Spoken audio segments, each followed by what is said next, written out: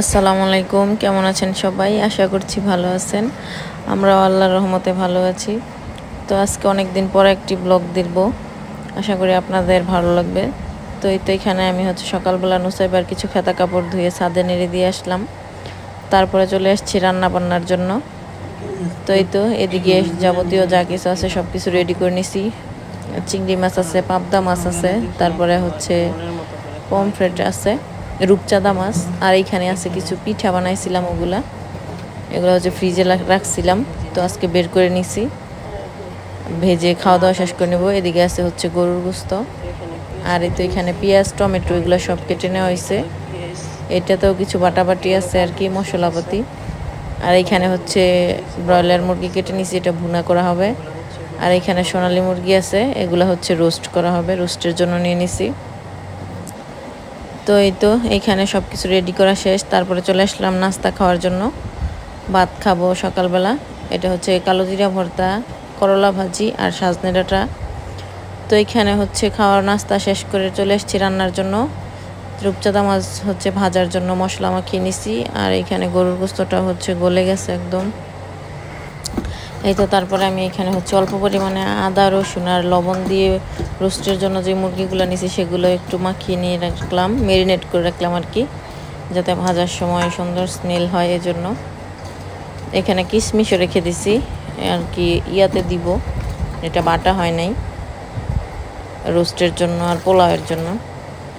তো এখানে আমি তারপরে গরুর গোস্তটা ভালো করে ধুয়ে আদা রসুন পেঁয়াজ মরিচ সব কিছু ভালো করে দিয়ে এখন একটু মাখায় নিচ্ছি। এটাও আমি মাখানোর পরে ম্যারিনেট করে রেখে দিব।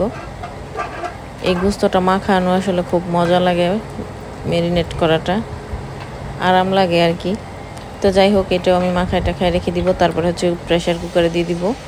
এখানে আমার তারপরে কিছুক্ষণ পর সব রান্না শেষ। পাবদা মাছের ভুনা, রূপচাঁদা ভাজা এবং চিংড়ি মাছের মালাইকারি সবই রান্না শেষ। তো এই তিনটে আমি রেখে দিলাম। ভাবলাম রান্না শেষ, আপনাদের সাথে একটু দেখাই কেমন হয়েছে। তো সবগুলো একে একে দেখাই দিলাম। তারপরে এদিকে এখন মুরগিটা ভুনা করতেছি। তো মুরগিটা ভুনা হয়ে গেলে আমি রোস্টটাও ভুনা করে নিচ্ছি। এদিকে আসলে রান্না প্রচুর, এজন্য 2-3টা চুলায় দেওয়া হয়েছে। এখানে রোস্ট ভুনা হয়ে গেছে, তারপরে মুরগির গোস্তটাও ভুনা হয়ে গেছে প্রায়। তো এখানে ভাত রান্না করে নিছি আমি কারেন্টের চুলায়, সেটা মারগালানিতে দিয়ে দিছি। আর এদিকে পোলার চাল ধুয়ে রেডি করে নিছি, এখন পোলাও রান্না করে নিব। এজন্য প্যানে তেল আর মশলাপাতি দিয়ে দিছি।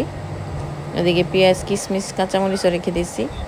তো যাই হোক, তারপরে আর নুসাইবাকে পিঠাগুলো যে বের করে রাখছিলাম ওগুলা ভেজে দিছি, সেগুলো এখন খাচ্ছে।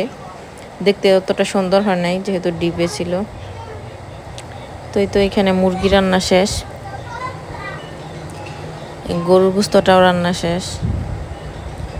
তো এগুলো এগুলোর ফাইনাল লুক আর কি। এখানে পোলাও হয়ে গেছে, দেখতে পাচ্ছেন একদম সুন্দর। এখন ঢাকনা লাগায় দমে রেখে দিচ্ছি। তো এদিকে সালাদ কেটে নিছে। তো এখন মেহমান আসলে শুধু খাবার দিব। মেহমান চলে এসছে, মেহমানকে খাবার দিয়ে দিছি। তো ওনার খাওয়া শেষ হইলে আমরা খাবার দাবার খেয়ে নিছি। তো খুবই মজা হয়েছে আলহামদুলিল্লাহ। আজকের ভিডিও পর্যন্তই, সবাই ভালো থাকবেন। আসসালামু আলাইকুম।